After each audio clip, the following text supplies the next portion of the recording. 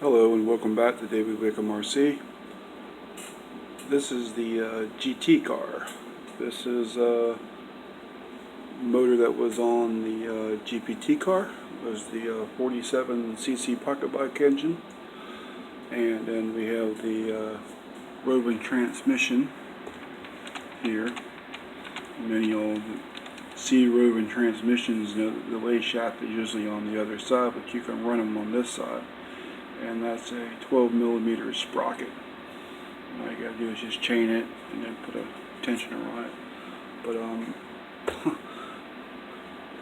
you know, the other day I went out there I've been having a lot of rain here since the storm coming up through last weekend, and I said, alright, well, I'm gonna wait to see what it does. And it got really nice out and everything, and I said, alright, let's go for it. So we went out there and we ran this car and we ran the Revo 3.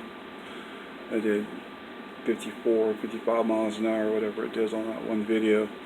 Well, I made a separate video for this car and I was gonna show the body too. And here's the body. Kind of made an F1 style body with a wing on it and everything.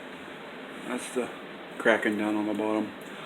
And went out there and made this video, and I was getting ready to upload it and I deleted it.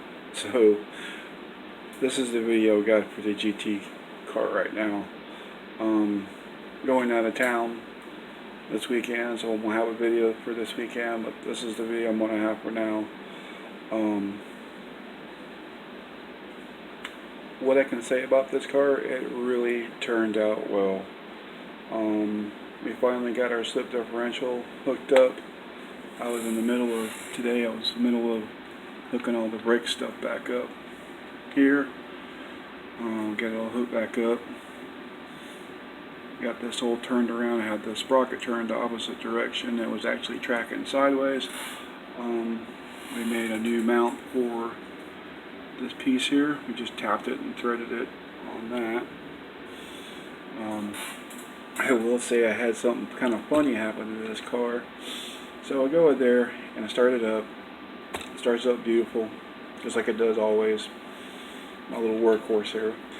And last time I had this off, I went through the carburetor. It's a WYK carburetor. And I went through it and must have forgot the diaphragm pump in it. Well, as I said, I started it up and ran it. Started up fine, was idling fine. I ran it probably for 20-30 minutes. Then all of a sudden it starts flooding out really super bad. And I was like, what the heck is going on with this thing? And I had this air filter zip tied on here, so I took it off, and man, it was just fuel just pouring out the bottom of this 90 here. And I was thinking, man, what the heck is going on with this thing? So I got back home on further inspection. I took it apart and took the 4 bolts off the bottom where the little primer bulb is. And I got to looking and I thought, where in the world is my diaphragm pump? So from last time when I put it back together, because I'm usually pretty meticulous about putting my carburetor together, I just clearly didn't put a diaphragm pump in it. So it was just running full bore. And I mean, motor was running okay until it got flooded out, but after that it was it was running like dog ass. It would start up and run for 2 seconds and die, just like a regular motor flooded out.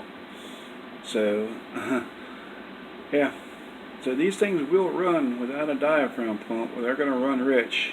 And plus I had a different mixture of fuel in this thing too.